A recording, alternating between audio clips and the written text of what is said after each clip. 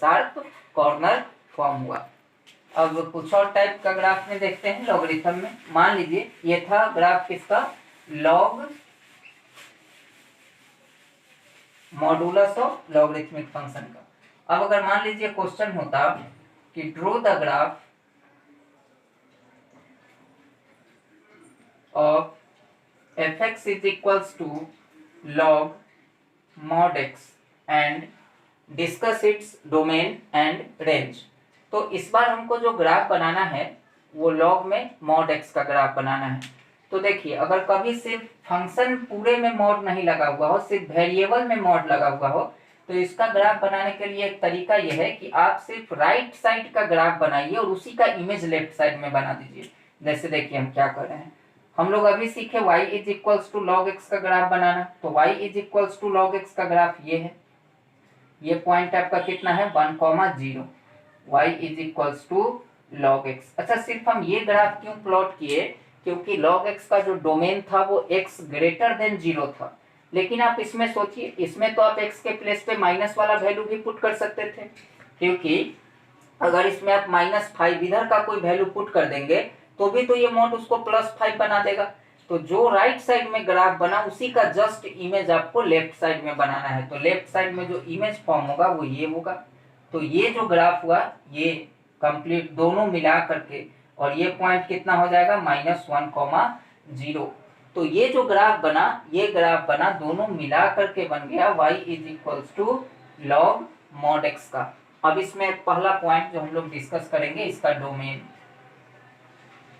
तो domain of y is equals to log mod x equals to क्या, इसका domain होना चाहिए। तो देखिए ये ग्राफ इस लाइन को टच तो नहीं किया, मतलब 0 नहीं हुआ, अदरवाइज ये इसके नियर तक जाएगा, ये भी 0 नहीं हुआ, इसके नियर तक जाएगा। तो इसका जो डोमेन है ये ग्राफ पूरे एक्स एक्सिस को कवर कर रहा है, बस इस लाइन को टच नहीं कर रहा। तो ये लाइन पे x 0 होता है, तो इसका मतलब इसका डोमेन हो गया r-0। अब इसका रेंज, तो देखिए इसका ग्राफ -∞ से +∞ तक, तो इसका जो रेंज आ गया वो रेंज आ गया r का मतलब ऑल रियल नंबर। क्या ये कंटिन्यूअस है? हाँ कंटिन्यूअस है। कोई पूछेगा 0 पे इसका बताइए कंटिन्यूअस है या नहीं है, तो 0 पे है, इसके डोमेन में नहीं है। लेकिन अगर कोई पूछेगा तो 0 पे डिसकंटिन्यूअस है, क्योंकि 0 पे ये टूटा हुआ है। अच्छा क्या डिफरेंशिएबल है? तो हाँ डिफरेंशिएबल है, क्योंकि इसके ग्राफ में कहीं शार्प कॉर्नर फॉर्म नहीं हुआ। तो ये ग्राफ हम लोग सीखे लॉग मॉड x का। अब अगर मान लीजिए क्वेश्चन ऐसा होता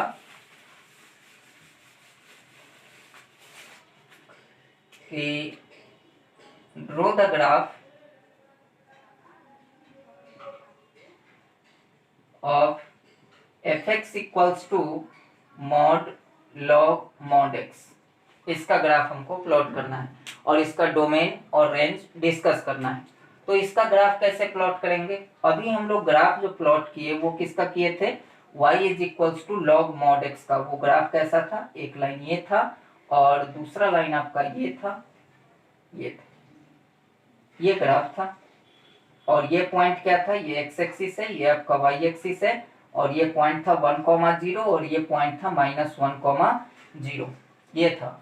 अब सोचिए ये ग्राफ है इसका, जब इसमें मॉड नहीं लगा हुआ है। अब जब इसमें मॉड लगेगा तो बताइए इस लाइन के नीचे जो पोर्शन है वो इसके ऊपर चला जाएगा।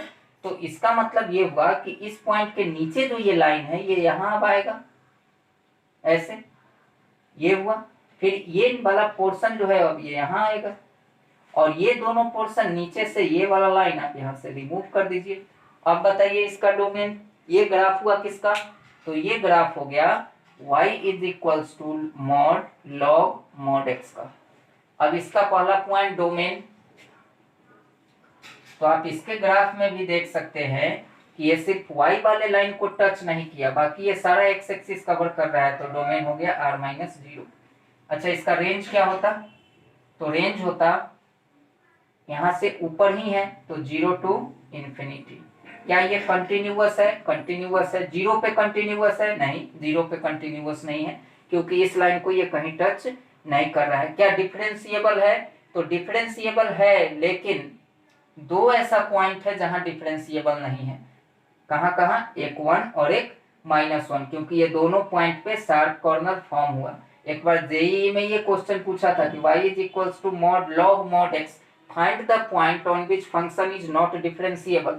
तो अगर आपको सिर्फ ग्राफ प्लॉट करने आता है और ये आपको पता है कि जहां भी शार्प कॉर्नर फॉर्म होगा वहां फंक्शन डिफरेंशिएबल नहीं होगा, तो आप बता सकते थे कि 1 और -1 पे डिफरेंशिएबल नहीं होगा।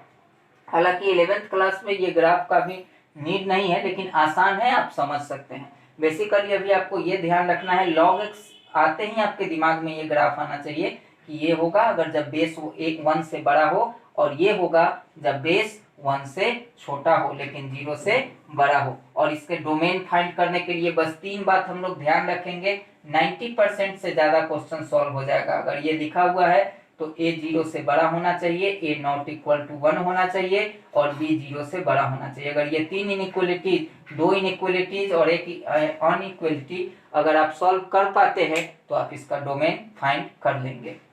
Okay, thank you all of you.